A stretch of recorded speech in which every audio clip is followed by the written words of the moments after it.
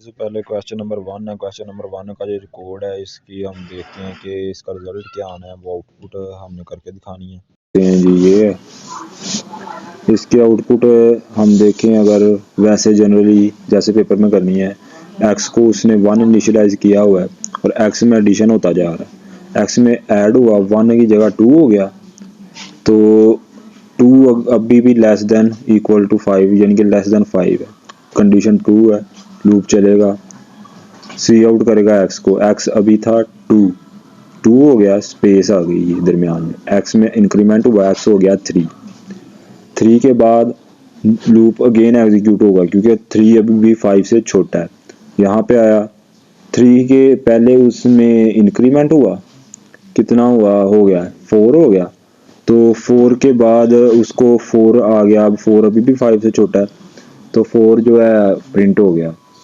फिर आ गया जी स्पेस, फिर 5 हो गया, एक्स में इंक्रीमेंट हुआ, उसके बाद एक्स में अगेन इंक्रीमेंट हुआ तो वो 6 हो गया। 6 अब छोटा नहीं है, 5 कंडीशन फॉल्स होगी, तो ये हो गया। इसको रन करके देखते हैं, वो जी 2 और 4 ऐसे प्रोग्राम की कंडीशन चली है, एक हो गया। नेक्स्ट क्वेश्चन है जी, ये वाला कोड सेगमेंट जो है इसको देखें कि इसकी आउटपुट क्या आती है। तो वो आप ये देखें ना, साइज जो है, साइज एक वेरिएबल है इंट टाइप का, तो उसको 10 दे दी वैल्यू। अब एक पॉइंटर लिया है आईपी के नाम से, उसमें न्यू इंट अरे, इंट एक अरे जो है वो उसमें आ गई और उस अरे का साइज यहाँ पे 10। ये एक पॉइंटर में एक अरे आ गई, उसका साइज 10 है। तो उसके बाद क्या किया है कि एक लूप चला जी, जो 10 मरतबा चलेगा और इंक्रीमेंट होता जा रहा है। अब ये जो पॉइंटर का अगला यानी कि अरे में जो इस अरे का इंडेक्स 1 पे जो है वो बराबर हो जाए i+2 के, ठीक है।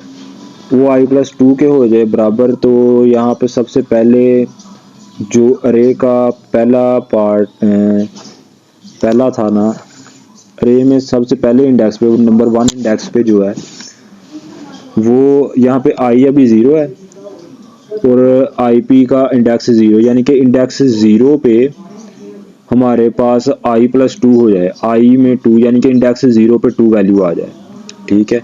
इसी तरह फिर लूप चलेगा। नेक्स्ट टाइम क्या होगा, इंडेक्स 2 पे इंडेक्स 1 आ जाएगा यहाँ पे आई की जगह पे, तो इंडेक्स 1 पे आ जाएगा i+2। इंडेक्स अब i 1 है, तो इंडेक्स 1 पे इंडेक्स जो वो पहले इंडेक्स 0 था, अब इंडेक्स 1 है, इंडेक्स 1 पे आ जाएगा 3। इस तरह इंडेक्स 2 पे आ जाएगा 4, फिर 4 पे आ जाए 3 पे आ जाएगा 5, यानी कि यहाँ पर फिर हमने उस पॉइंटर को जो दिखाया तो यहाँ पे आएगा 5। रन करके देखते हैं इसे, लो जी 5 आ गया, ये भी ठीक हो गया। हाँ जी, तो ये चीज़ है, ये वाला प्रोग्राम अब करना है हमने कि एक नंबर यूज़र से लेना है और उस नंबर को डिवाइड कर देना है डिजिट्स में डिवाइड करके उन डिजिट्स को आपस में मल्टीप्लाई करना है। इसके कुछ स्टेप्स बन गए हमारे प्रोग्राम में।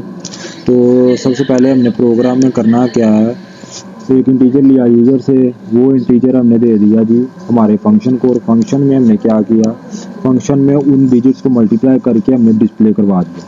तो अब हम अपने फंक्शन की डेफिनेशन देख लेते हैं कि हमने अपने फंक्शन में लिखना क्या है, कि हमारा फंक्शन उससे नंबर को डिजिट्स में डिवाइड कर दे, डिजिट्स को मल्टीप्लाई कर दे और उस मल्टीप्लाई को वापस प्रोग्राम में भेज दे। तो सबसे पहले हमने यहाँ पे 3 काम करने हैं। यहाँ पे एक ले लिया हमने C1 के नाम से, फिर C2 के नाम से और फिर C3 के नाम से, ये भी इस्तेमाल कर लेते हैं, ठीक है। और फिर आई जो हो गया वो तो लूप के लिए यूज़ हो गया और ये प्रोडक्ट के लिए यूज़ हो गया, मीनिंगफुल यूज़ करते हैं। तो यहाँ पर सबसे पहले हमने एक लेना है जो नंबर हमने यूज़र से लिया NN, फॉर एग्जांपल लेट कर लेते हैं हमारे पास वो नंबर था, क्या नंबर था वो हमारे पास जी 234, ठीक है 234 था हमारे पास वो नंबर। तो सबसे पहले हमने ये वाला डिजिट चाहिए, 4 में डिजिट चाहिए ये वाला, वो हम कैसे लेते हैं वो देखें हम। सबसे पहले ये डिजिट कैसे लेते हैं हम, इस डिजिट को लेने के लिए इसको 10 से 234 है, इसको 10 से डिवाइड करते हैं। 10 से डिवाइड करने के बाद क्योंकि जो हमारा C1 है वो एक इंटीजर टाइप का है, तो वो फ्लोटिंग वाली जो वैल्यू होगी उसको इग्नोर कर देगा, बाकी बचेगा 23, ठीक है। 23 को हम जब 10 से मल्टीप्लाई करेंगे तो वो क्या बन जाएगा 230। 230 और 230 हमने स्टोर करवा दिया बाद में C2 में, ठीक है।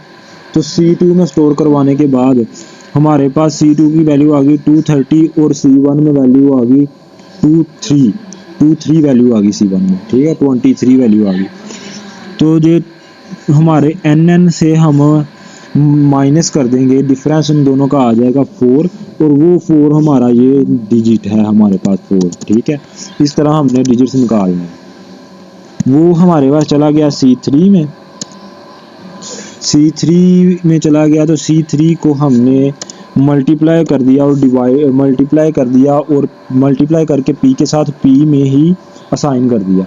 यानी कि फर्स्ट टाइम P की वैल्यू क्या थी 1 मल्टीप्लाई बाय 4, 1 मल्टीप्लाई बाय 4 हो जाएगा, 4 अब P में स्टोर्ड है, ठीक है 4 P में स्टोर्ड है। उसके बाद हमने क्या किया जी, NN को बराबर कर दिया हमने किसके, C1 के। C1 क्या था हमारे पास,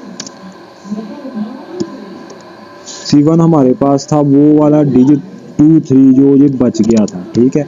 यानी कि अगली मरतबा जब लूप चले तो वो लास्ट जो डिजिट्स रह गए हैं वो चलाए सिर्फ। अब 4 हमारे पास से खत्म हो गया, 23 रह गया पीछे। इस तरह 23 को हमने अब 3 हमें चाहिए, 3 हासिल करने के लिए हम पहले उसको 10 से डिवाइड करेंगे, फिर उसको मज़ीद 10 से मल्टीप्लाई करेंगे, हमारे पास 20 आएगा। 20 और 23 का डिफरेंस आ जाएगा 3, और 3 को हम मल्टीप्लाई करके असाइन कर देंगे P में। P की वैल्यू पहले थी 4, अब हो जाएगी कितनी, अब कितनी वैल्यू हो जाएगी P की, हमारे पास वैल्यू हो जाएगी 4 मल्टीप्लाई बाय 3 आ जाएगा 12, ठीक है। तो वो हो जाएगी इसमें। C1 में हमारे पास रह गया था 2 इसमें चला गया NN में। अब लूप नहीं चलेगा, लूप क्यों नहीं चलेगा, क्योंकि वो 10 से छोटा हो गया, NN की वैल्यू होगी 2 से छोटी हो गई और 10 से छोटी हो गई, सॉरी, तो लूप नहीं चलेगा। अब हमारे पास यहाँ पे NN में वैल्यू है 2 हमने मल्टीप्लाई करवाना, जो लास्ट डिजिट रह गया है हमारे पास, ठीक है। तो उसको मल्टीप्लाई करवा देंगे जब उसके साथ, तो वो हम हमारा टोटल जो मल्टीप्लाई डिजिट्स में आ जाएगा तो उसको हम रिटर्न कर देंगे। हाँ जी, तो नेक्स्ट में आ गया हमारे पास एक प्रोग्राम के इस प्राइम के नाम से हमें एक बूलियन फंक्शन बनाना है जो एक नंबर इंटीजर टाइप का ले और बताए कि वो प्राइम नंबर है कि नहीं प्राइम नंबर, ठीक है। तो वो आ गया हमारे पास जी। तो ये कैसे करना है, मेन फंक्शन में हमने सिर्फ एक इंटीजर लिया यूजर से और उसे प्राइम फंक्शन को जो है ना बूलियन उसे पास कर दिया। फंक्शन में हमने क्या किया, जी, एक बूलियन इंटीजर लिया है, बूलियन यानी कि सर बूलियन डाटा टाइप का एक वेरिएबल लिया है, उसको वैल्यू कर दी ट्रू, ठीक है। और अब क्या देखा जी, नंबर अगर 0 है या नंबर अगर 1 है तो वो फॉल्स हो जाए इस प्राइम, क्योंकि 1 और 0 प्राइम नंबर नहीं होते, फॉल्स हो जाए। एल्स में क्या हो, फॉर इंट यानी कि लूप चले अपने I2 से लेकर I2 हो, यानी कि स्टार्ट 2 से ले और नम के हाफ से, यानी कि जो नंबर एंटर करे, फॉर एग्जांपल अगर वो 7 एंटर करता है तो 3.5 तक जाए और I में 1 का इजाफा आता रहे।